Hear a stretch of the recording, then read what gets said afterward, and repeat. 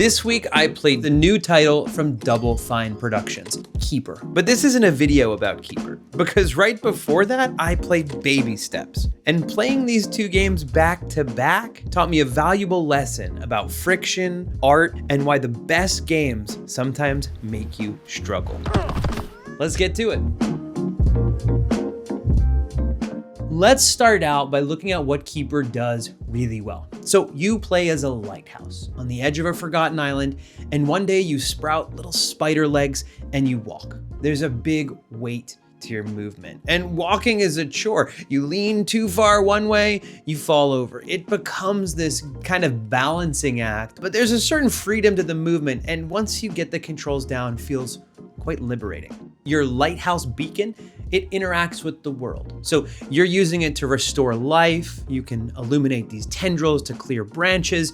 You solve puzzles that involve time manipulation and environmental regeneration.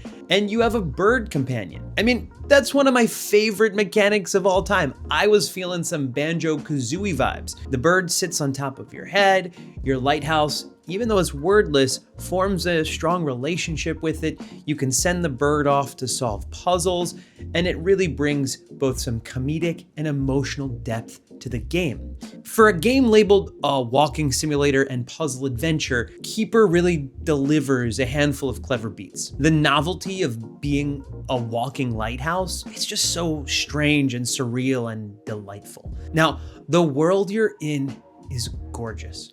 Literally, in cinema, they say every frame is a painting.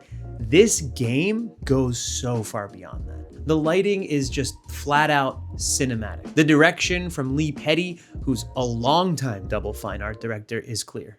This is not just a game. This is an interactive art piece. After the first burst of traversal freedom, the game takes a huge shift. The wobble, it vanishes. The legs stop feeling like an ordeal and you just walk. The sandbox, the freedom of direction, it's gone. That open world moment is replaced by a completely linear path. And I found myself thinking, I want to explore this massive world in front of me. I want to wrestle with the motion. I want to fall over. But the game says, no more. We'll do this part for you. And the kicker is that once you're just kind of gliding instead of stumbling, I stopped caring. The world remained beautiful, but my personal agency shrank.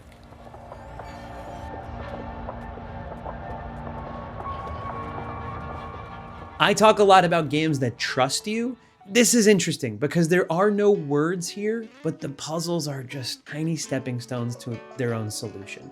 There's no freedom in how to interpret them. There's really no chance for misinterpretation at all. It just kind of feels like you're walking in someone else's art piece, not your adventure. I sat back, I admired the art, and I eventually lost momentum.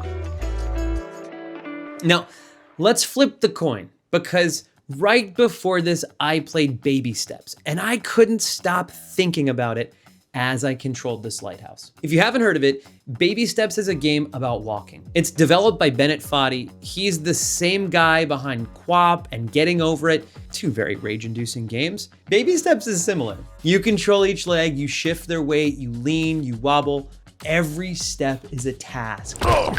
And honestly, games like this kind of make me want to throw my controller, but there's something in there that makes it feel incredibly satisfying, gratifying, and fun. In Baby Steps, the failure is the point. You faceplant, you get up and you climb again. You earn your movement, and progress feels like an achievement. It is gloriously frustrating, and it's strangely magnetic. These two games have this interestingly inverse relationship. Keeper gives you a glorious world with minimal friction and a sense of drifting. Baby Steps gives you a clunky world with maximum friction and a sense of mastery. But you take this mechanically complex, frustratingly intricate movement, multiply that by the ability to go in any direction plus up or down, and you have something that inspires curiosity. Versus in Keeper, really the core motivation to pull you deeper into the game is what it looks like. So here are some takeaways. Agency matters. Beauty is seductive, but it is not sustaining. Friction creates connection. Friction is often where games live. Check out our video on why climbing is one of the best mechanics in gaming, where we go really deep on this. The physical awkwardness of movement and baby steps, it built a bond between me and the character.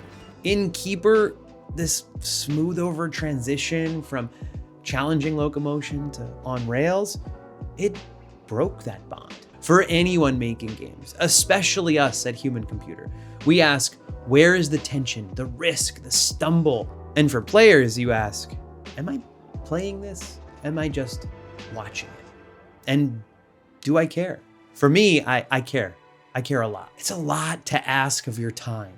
In this world of infinite distraction and a million things constantly going on, I want my time spent with anything to be engaging and valuable. And ideally, I'd like to remember it. Keeper is a lighthouse in my mind. It is still beautiful, it's emanating light, but its path veered into non-challenge. If you want a few hours of gorgeous, serene traversal with minimal failure, then Keeper delivers.